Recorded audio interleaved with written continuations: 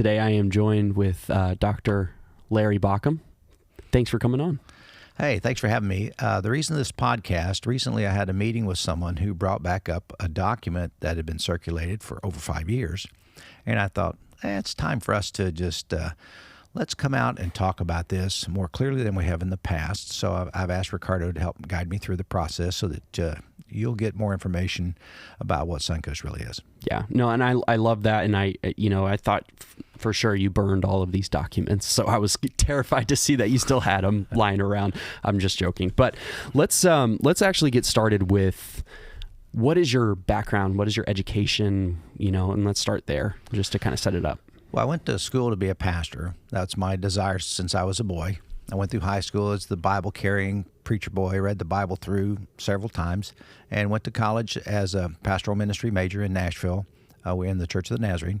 I was not just, I tried to double major in business and pastoral ministries. When I finished there in 1978, then I moved to Kansas City and continued graduate studies for 3.5 years, really 4 years from the time I started until I graduated. And I was a professor's assistant in Old Testament. I'm a high academic. Always like to make the good grades, which is easy for me. And then after that, we left in I graduated from there in 1982 and began pastoring in northern Florida. So during that time, had kids and a family, moved from Lake City after a couple of years to Fort Myers, from Fort Myers back up to the Tallahassee area. And in 1988, enrolled in Florida State University. So I started there in 88 and finished in 1995. So 7 years. That was a PhD program, a PhD in humanities with a concentration in critical methodology, which means ancient languages, how you interpret things, what's going on behind the scenes. We really need to understand these documents better. So that's my expertise. But I am qualified to teach in any university in the world. I mean, I have the PhD gives you that right. Other degrees do not give you that right. This one does.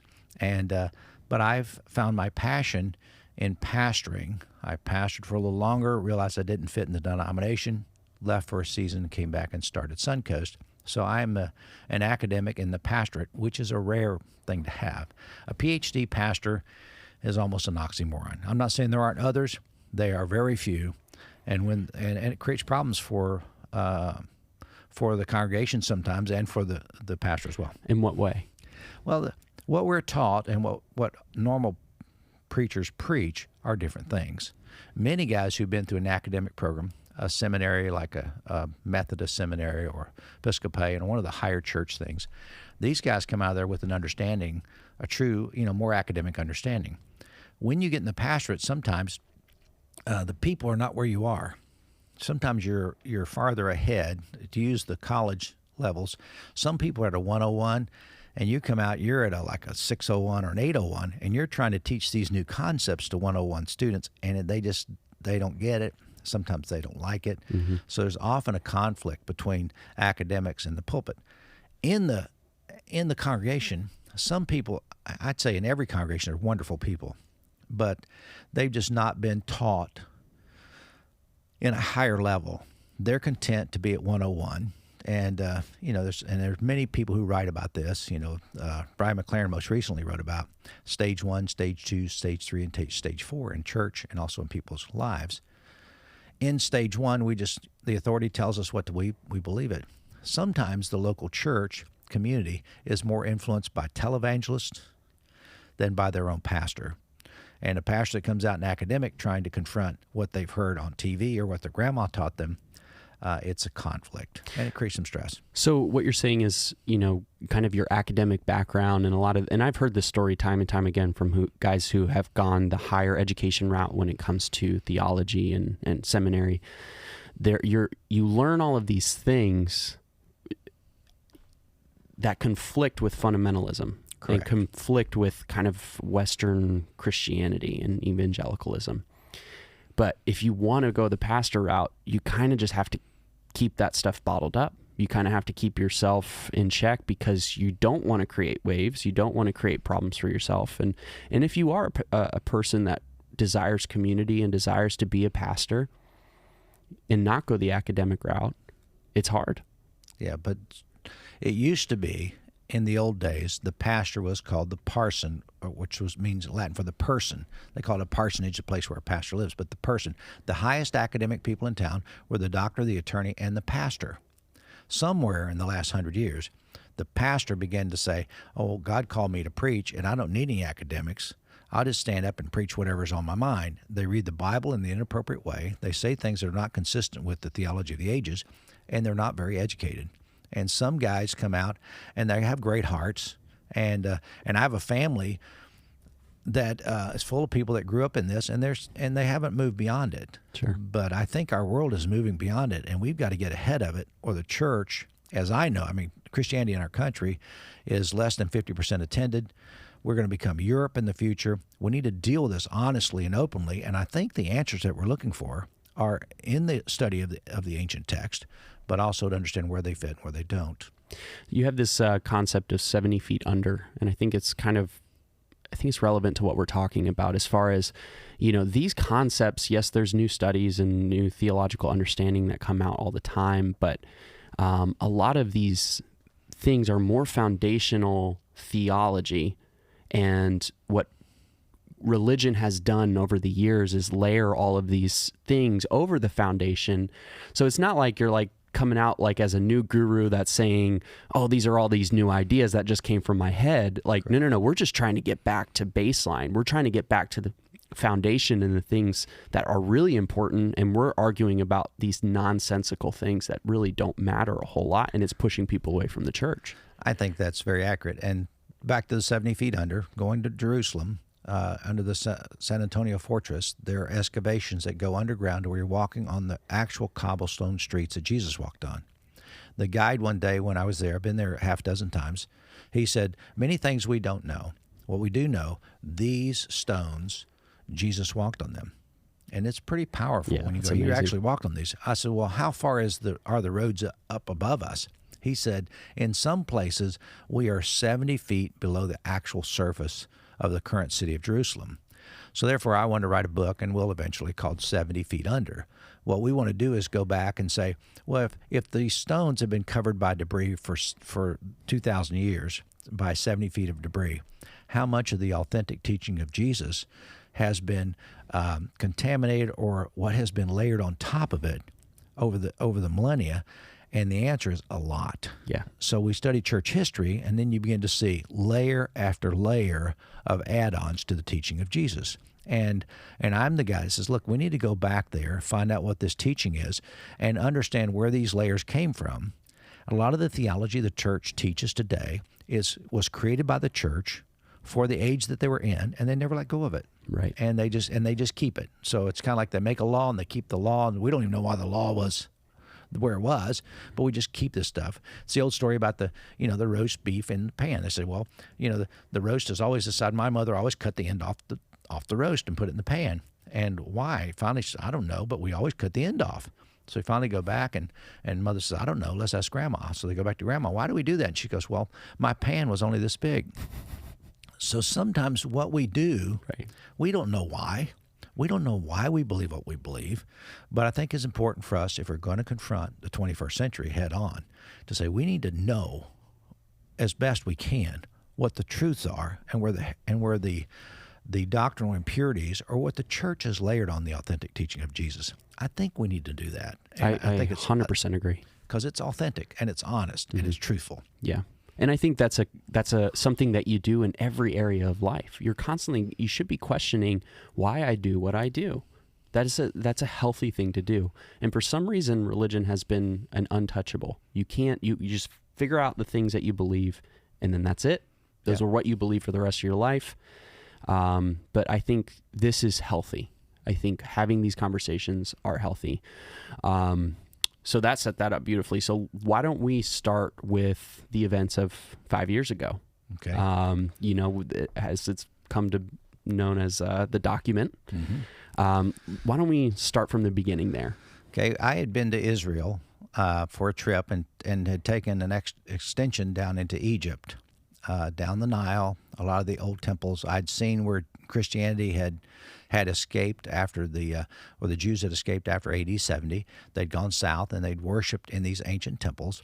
I began to see things, and learn more about the Egyptian culture and see how Christianity has been affected by that.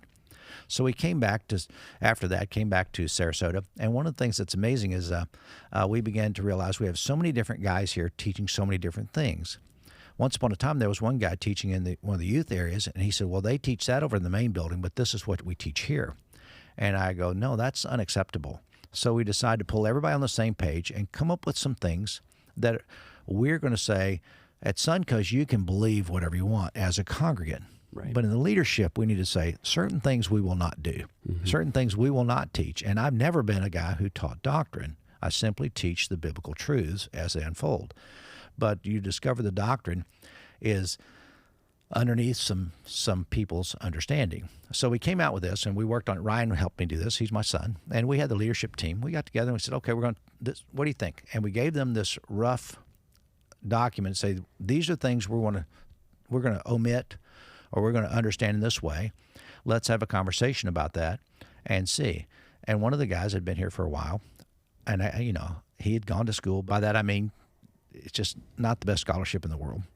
So it's more like in narrow focus as far as like not necessarily. It's more focused in on like evangelicalism, fundamentalism, as opposed to expanding out. If you have a fundamentalist scholar, he really does not stand beside world-class scholars. He's only within that area. He's educated in that area, and it's his breadth of understanding. So he teaches people to stay within your lane. Don't get beyond that because it's scary outside your lane. So, and even in the school I went to, they'd say, oh, here's the book list. We've marked the books we want you to consider. Don't read those others because they are different opposing theological views.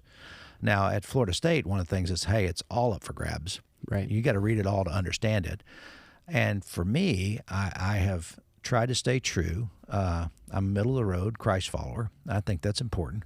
But the events of that year, one of the guys had such a struggle with it, he immediately said, I'm resigning. And he was over a whole area of Suncoast, including college career pastor, high school pastor, middle school pastor, part-time people, and everybody in his column quit. Some of them I never saw them again. Yep. They never asked for explanation. I think this document, and I had a conversation, was let's talk about this. Don't go off, don't go off crazy. There's an explanation for why we wrote what we wrote. Let's think about it. But this playbook simply was, and it's from Patrick Lencioni. I brought the book. So you can see it. This is the book that we started to bring us all on the same page. As a corporate business guy, you can't have your company so fragmented. So our desire was to do that. And in bringing us together, it really, it was like dropping a hand grenade. People were running, and they ran for cover. This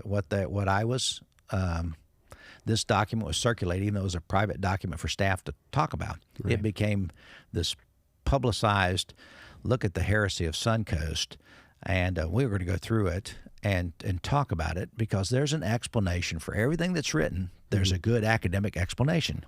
People may not like it, right, but it's and I think it's more foundational. I think it's more true to the teachings of Jesus than a lot of the church theology today. Well, I think the hard part with this document in particular is that there's not much explanation. It's just kind of the ideas, so you can see it's a very baseline like conversation starter. Exactly. But it was utilized as this is the theology of Larry, this is the theology of Suncoast, get away from it, run for the hills. Right. I had one guy say, oh, I heard you published your manifesto. Yeah. I go, well, I don't think that's accurate. Yeah. And the other thing is, I was told that this was sent out to about 10,000 people in Sarasota. Every high school student in Riverview got a copy of this document, and their parents saw it. And I mean, we lost about 30% of our congregation in just a short amount of time. Why? Because people were afraid. And I'm the same guy. I heard you changed your theology. And the truth is, no. What people begin to understand is I don't necessarily embrace all the traditional teachings of the church. Now, what I like to do today is say, I don't believe that, but I do think it should fit more here. Yeah, just like a change in perspective on these ideas that are a little bit more authentic and I think so. Theologically sound. And I think most scholarship in the higher areas of the country this is not original stuff with me. No, I mean, I've had many conversations with different guys from that I know personally. They're like, yeah, this is what we're learning. This is good theological principles. Unfortunately, you do have a lot of guys that are running big churches, that are big names, that don't have the education in theology and understanding of the Bible, and they're doing the best with the information that they have, but they don't realize what damage they're doing to people. And I think the biggest damage is they are hurting people's view of God. Agreed. And I think that's what one of your biggest hearts is, like, let's redefine this view of God and let's get back to the original teachings of Jesus and understand what he came to tell us. Agreed. So do you want to get started? Let's launch in. Okay.